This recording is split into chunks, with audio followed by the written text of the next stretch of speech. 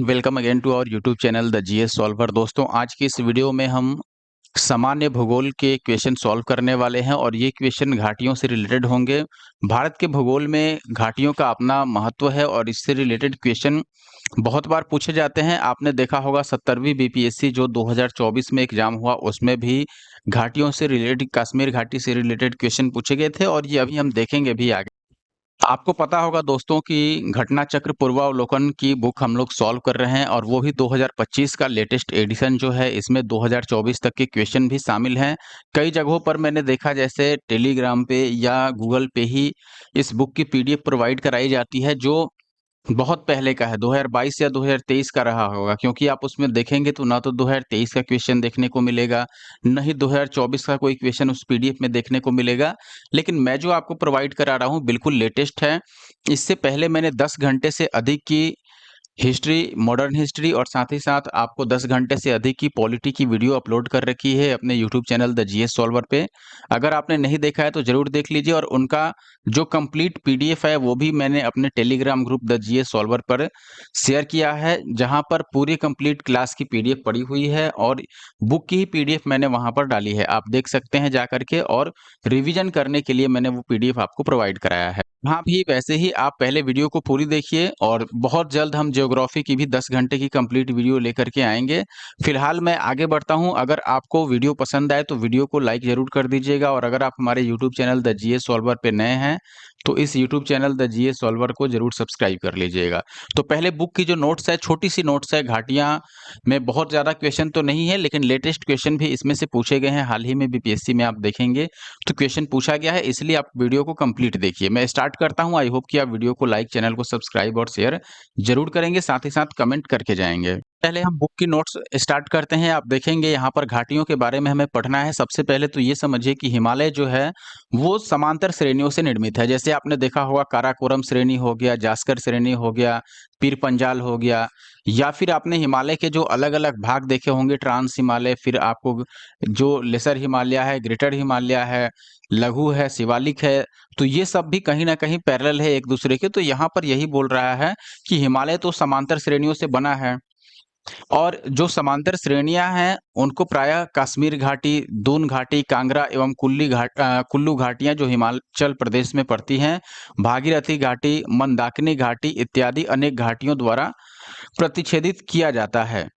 अब सबसे पहले घाटी क्या है, ये मैंने पिछले अपने वीडियो में बताया था कि देखो, ये एक पर्वत है, ये दूसरा पर्वत है, तो इनके बीच में जो स्पेस रहता है ना, उसको हम लोग घाटी बोलते हैं। जो प्लेन एरिया रहता है दो पर्वतों के बीच में, इसको हम बोलते हैं घाटी, जहाँ पर मनुष्य या फिर मानव अपना जीवन यापन करते हैं पर्वतीय क्षेत्रों में। जनरली घाटियों में ही, क्योंकि टॉप पर भी, हालांकि टॉप के अगल-बगल में भी घर रहता है, यानी कि लोग वहां पर भी रहते हैं, लेकिन जो सघन आपको मिलेगा जनसंख्या, वो मिलेगा आपको घाटियों में। पहाड़ी इलाकों की मैं बात कर रहा हूँ, प्लेन इलाकों की नहीं। तो ये घाटी हुआ। अब बात करते हैं यहाँ पर कि जो घाटियां होती हैं मुख्यतः वो पर्यटकों के लिए आकर्षण का स्थान रहती हैं। यहाँ जनसंख्या का जमाव पाया जाता है, लेकिन आप प्लेन एरिया से अगर कंपेयर करोगे समतल इलाकों में, तो उससे जनसंख्या वहां पर कम होता है। आप देखेंगे दोस्तों, कुल्लू घाटी जो है वो हिमाचल प्रदेश में धौलाधर और पीर पंजाल श्रेणियों के बीच में स्थित है। तो ये सारी चीजें, ये सारी प्रश्नें पूछी जाती हैं, आप याद रखिए। कुल्लू घाटी पहली बात कहाँ है, हिमाचल प्रदेश में, और किसके किसके बीच है, तो धौलाधर और पीर पंजाल दोनों श्रेणियों के बीच में है। अब आता है नेलांग घाटी। नेलांग याद रखिए उत्तराखंड में है सबसे पहले, और उत्तराखंड के कई सारे, जैसे उत्तराखंड पीसीएस के लिए ये भी याद रख सकते हैं कि यह उत्तराखंड के उत्तराकाशी जिले में स्थित गंगोत्री नेशनल पार्क में है नेलांग घाटी। और सीधे तौर पर आप याद रखिए कि यह उत्तराखंड में स्थित है।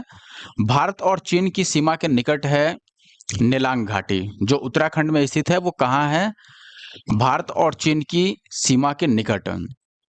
अब इसको 1962 का जो भारत चीन युद्ध हुआ था, उसके बाद नागरिकों के लिए, यानी कि आम नागरिकों के लिए इस घाटी को बंद कर दिया गया था पर्यटन के तौर पर, यानी कि जाने से रोक लगा दिया गया था। लेकिन फिर मई 2015 में इसे घरेलू यानी आसपास के पर्यटकों के लिए टूरिज्म की दृष्टि से इसको खोला गया। अब बात करते हैं, तो यहाँ पर याद रखना है नेलांग घाटी कहाँ है, भारत चीन सीमा के निकट, लेकिन है कहाँ पर, उत्तराखंड में। बात करते हैं मरखा वैली की, तो मरखा वैली जो है ये लद्दाख में है, केंद्र शासित प्रदेश में। जब लद्दाख अलग हो गया जम्मू कश्मीर से 31 अक्टूबर 2019 को, तब से इसको हम लद्दाख में मानते हैं। तो यह लद्दाख केंद्र शासित प्रदेश में स्थित है मरखा घाटी।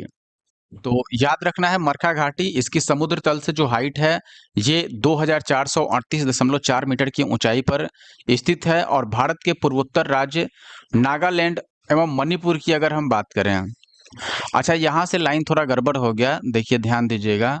समुद्र तल से जो 2438 मीटर की ऊंचाई पर स्थित है वो मरखा घाटी की बात नहीं की जा रही है। यहाँ पर बोला गया है कि पूर्वोत्तर राज्य नागालैंड और मणिपुर में जुकू घाटी स्थित है, जुकू वैली। इसकी जो ऊंचाई है समुद्र तल से जुकू वैली की, वो है 2438.4 मीटर की ऊंचाई। तो ये हाइट है जुकू घाटी की, न कि मरखा घाटी की। याद रखिए जुकू घाटी है कहाँ पर, नागालैंड और मणिपुर की दोनों ही राज्यों में इसका एरिया विस्तृत है। तो याद रखिएगा कि जुकू घाटी कहाँ है, तो मणिपुर में भी और नागालैंड में भी। और यह घाटी जुफू श्रेणी के पीछे है। अब बात करें सांगला घाटी की, तो देखिए सांगला घाटी जो है ये किन्नौर हिमाचल प्रदेश में स्थित है। सांगला और शिमला देखो मिलता जुलता है ना, शिमला और सांगला, तो दोनों के लास्ट में ला आ रहा है। तो सांगला कहाँ है, हिमाचल प्रदेश में है। जुकू कहाँ था, नागालैंड और मणिपुर में। सांगला घाटी जो है दोस्तों यह चारों ओर से पर्वतीय चोटियों से घिरा हुआ है, यानी कि इस घाटी के चारों ओर काफी ऊंची ऊंची पर्वतों की चोटियां देखने को मिलती हैं। और बांसपा नदी इस घाटी से होकर प्रवाहित होता है। बांसपा नदी इस घाटी से होकर के प्रवाहित होता है। तो नदी घाटी के तौर पर इसको बांसपा घाटी भी आप बोल सकते हैं। अब बात करते हैं दोस्तों युथांग या फिर युमथांग घाटी की। युथांग या युमथांग जो घाटी है ये गंगटोक यानी सिक्किम की राजधानी से लगभग 148 किलोमीटर की दूरी पर स्थित है। यह रोडोडेंड्रॉन एवं अन्य वनस्पति प्रजातियों से ढकी हुई है। इस घाटी को हॉट स्प्रिंग के रूप में भी जाना जाता है। तो हॉट स्प्रिंग किस घाटी को कहा जाता है, यहाँ पर युथांग या युमथांग घाटी को कहा जाता है हॉट स्प्रिंग। ध्यान दीजिएगा किसको, युथांग या फिर यूथमांग घाटी, जो कि गंगटोक यानी सिक्किम की राजधानी से 148 किलोमीटर की दूरी पर स्थित है। सबसे आखिरी और सबसे इंपॉर्टेंट जो है वो शांत घाटी, मौन घाटी, जिसको हम साइलेंट वैली बोलते हैं, या मूक घाटी इसको कई बार बोला जाता है। मूक घाटी, मूक का मतलब शांत ही होता है, जो कुछ बोले ना, बिल्कुल चुप रहे, उसको मौन भी बोलते हैं। तो शांत घाटी कहाँ स्थित है, केरल में स्थित है। साइलेंट वैली केरल के पलक्कड़ जिले में यह स्थित है। और यह पश्चिमी घाट की नीलगिरी पहाड़ियों पर स्थित है। पश्चिमी घाट का जो नीलगिरी पहाड़ियां हैं वहां पर स्थित है मूक घाटी या फिर शांत घाटी या मौन घाटी। तो यहाँ पर ये समाप्त होता है। और इसका एक टेबल फॉर्मेट भी मैं आपको अपने Telegram group the GS solver पे प्रोवाइड करा दूंगा, जहां से आपको ये याद रखना आसान होगा। अब पहला सवाल ही आप देखेंगे दोस्तों, यहाँ पर बिल्कुल लेटेस्ट क्वेश्चन है, जो कि 17वीं बीपीएससी 2024 का क्वेश्चन है। री एग्जाम में पूछा गया था।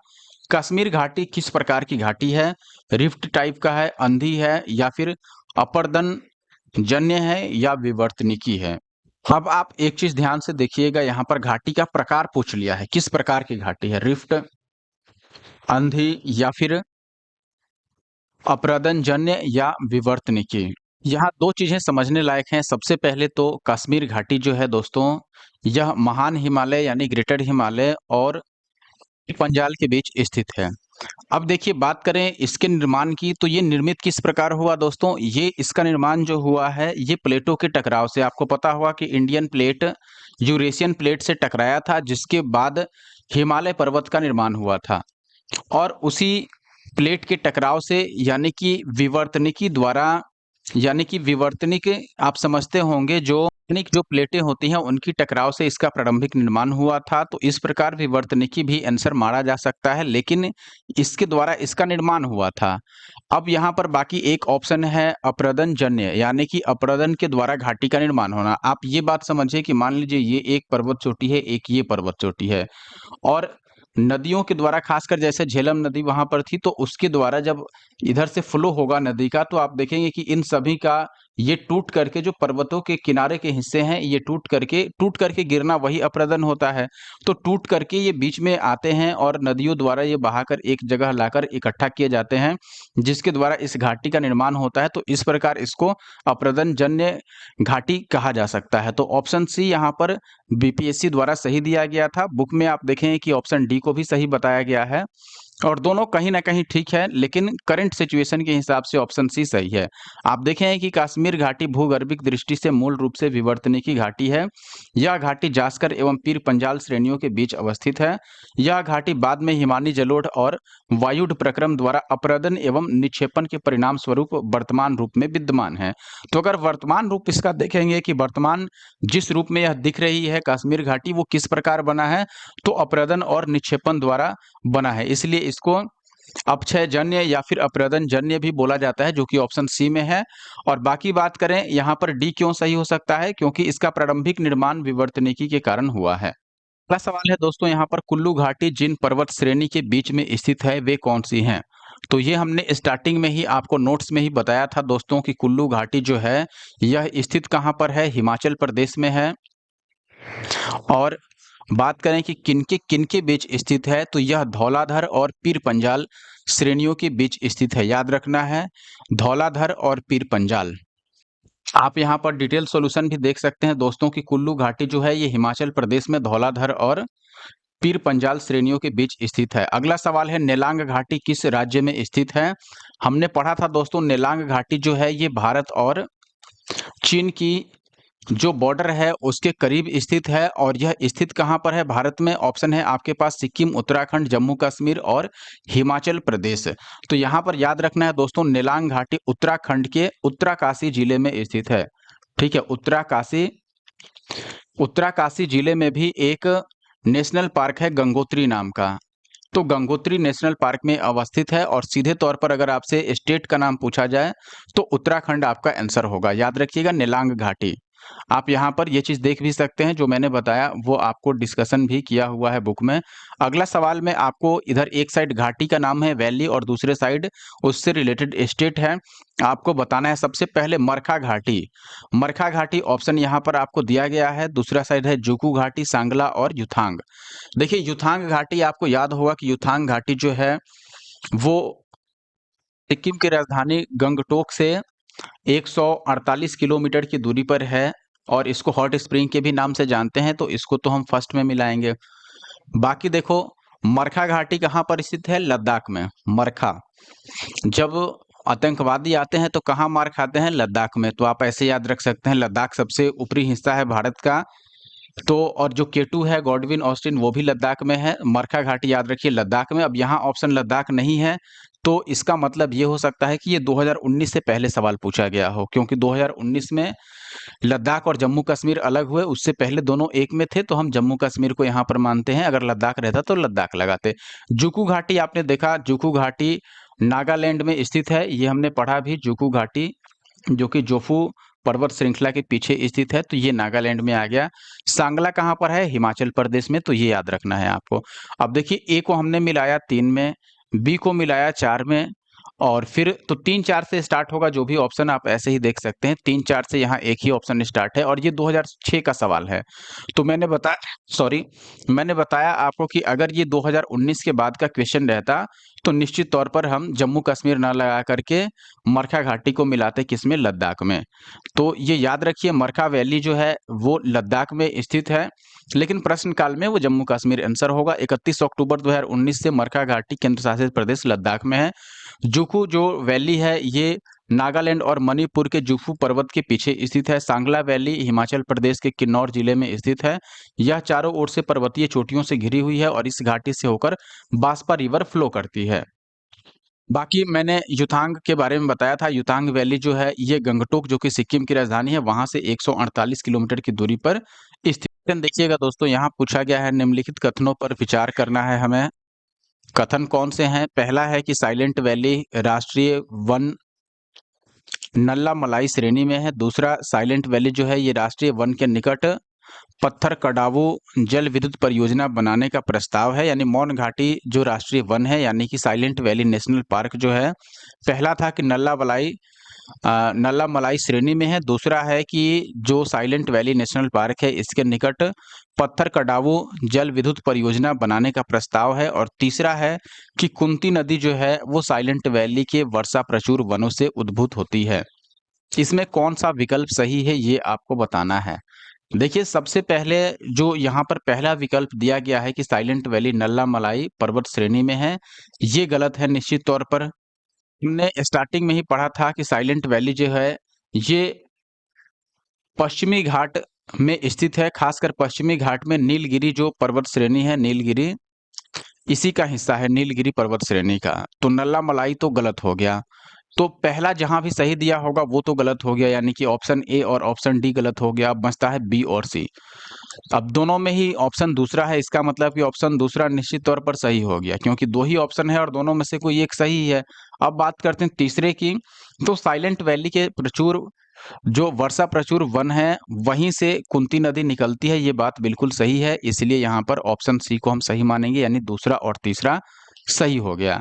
आप देखेंगे डिटेल में भी तो जो साइलेंट वैली है, साइलेंट वैली नेशनल पार्क, ये केरल के पलक्कड़ जिले में स्थित है। ये तो हमने पहले ही देखा था। और यह पश्चिमी घाट की नीलगिरी पहाड़ियों में स्थित है, न कि नल्ला मलाई में। तो पहला तो गलत हो गया। केरल स्टेट इलेक्ट्रिसिटी बोर्ड जो है केएसईबी, इसके द्वारा मौन घाटी राष्ट्रीय पार्क के दक्षिणी सीमा से लगभग 500 मीटर की दूरी पर, ध्यान दीजिएगा 500 मीटर है, यानी कि हाफ किलोमीटर हुआ, कुंती नदी जो है, कुंती रिवर पर पत्थर कडावू जल विद्युत परियोजना के निर्माण का प्रस्ताव किया गया है। तो निश्चित तौर पर दूसरा और तीसरा दोनों ही यहाँ पर सही है। अगला सवाल आप देखेंगे कि शांत घाटी कहाँ है, तो केरल के पलक्कड़ जिले में, ये तो हमने देख लिया। अगला सवाल आप देखिएगा दोस्तों, नेक्स्ट क्वेश्चन छत्तीसगढ़ पीसीएस का है। पहला ऑप्शन है आपके पास, यानी पहला स्टेटमेंट है कि गलवान नदी का नाम गुलाम रसूल गलवान के नाम पर पड़ा। दूसरा है गुलाम रसूल गलवान एक लद्दाखी खोजकर्ता थे। और तीसरा कि उन्होंने सर्वेंट ऑफ साहिब्स नामक एक अंग्रेजी पुस्तक लिखी है। एक चीज ध्यान दीजिएगा दोस्तों कि जो गुलाम रसूल गलवान थे इन्होंने ये बुक लिखा है, ये बात बिल्कुल सही है, यानी कि तीसरा तो सही है। सर्वेंट्स ऑफ जो साहिब्स बुक है ये गुलाम रसूल गलवान ने ही लिखा है। और ये लद्दाख के भी खोजकर्ता थे, तो दूसरा भी यहाँ पर कहीं ना कहीं सही सही है। अब आप देखेंगे कि वही ऑप्शन पॉसिबल हो पाएगा जहां दूसरा और तीसरा दोनों ही ऑप्शन में दिया हो, और ये केवल पहले ऑप्शन में है, यानी कि पहला सही होगा आपका। पहला भी सही हो गया इसके हिसाब से, यानी कि पहला, दूसरा और तीसरा तीनों ही सही है। एक्सप्लेनेशन भी यहाँ पर देख सकते हैं, सॉरी ये हट गया है देश। आप देखिए यहाँ पर एक्सप्लेनेशन में भी देखिएगा, गलवान नदी सबसे पहले गलवान घाटी के निर्माण का मुख्य स्रोत है। घाटी का नाम गुलाम रसूल गलवान के नाम पर पड़ा और वह एक लद्दाखी खोजकर्ता थे। उन्होंने अंग्रेजी में एक पुस्तक लिखी, सर्वेंट्स ऑफ साहिब्स। और ये बुक भी गलवान, जो गुलाम रसूल गलवान थे उनके द्वारा लिखी गई, और उन्हीं के नाम पर, गलवान के नाम पर गलवान घाटी और गलवान नदी का नाम पड़ा है। नेक्स्ट क्वेश्चन है दोस्तों, सक्सगाम घाटी के संदर्भ में निम्नलिखित में से कौन सा कथन सही है। यह घाटी रणनीतिक रूप से महत्वपूर्ण क्षेत्र है जो पाकिस्तान के कब्जे वाले कश्मीर यानी पीओके का हिस्सा है।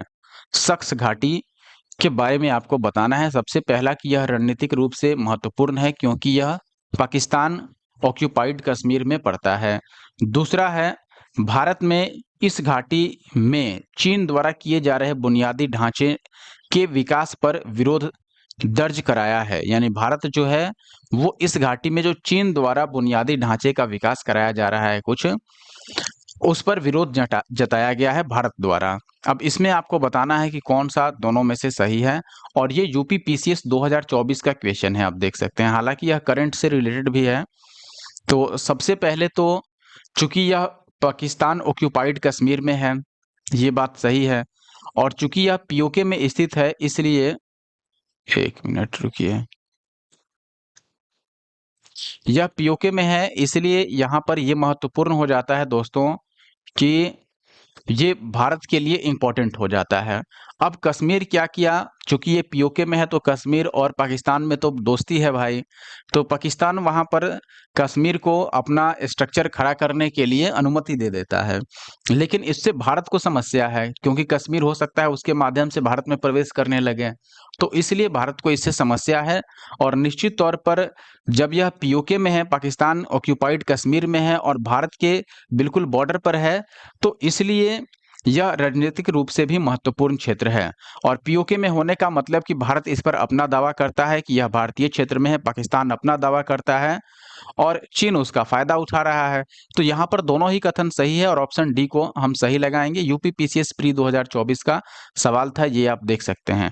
आप देखेंगे कि 1963 में हस्ताक्षरित तथाकथित चीन पाकिस्तान सीमा समझौते के तहत पाकिस्तान द्वारा अवैध रूप से कब्जा किए गए क्षेत्रों में से केंद्र शासित प्रदेश लद्दाख में सक्स गाम घाटी, जो कि 5180 वर्ग किलोमीटर क्षेत्र के रूप में अवैध रूप से चीन को सौंप दिया है। किसने? पाकिस्तान ने सौंप दिया है। और ये बहुत ही मूर्खता वाली बात है। आप यहाँ देखें कि यह घाटी रणनीतिक रूप से अब महत्वपूर्ण क्षेत्र है। भारत ने सक्सगाम घाटी में चीन के निर्माण गतिविधियों का कड़ा विरोध किया है। भारत सरकार ने इस सीमा समझौते को कभी भी मान्यता नहीं किया।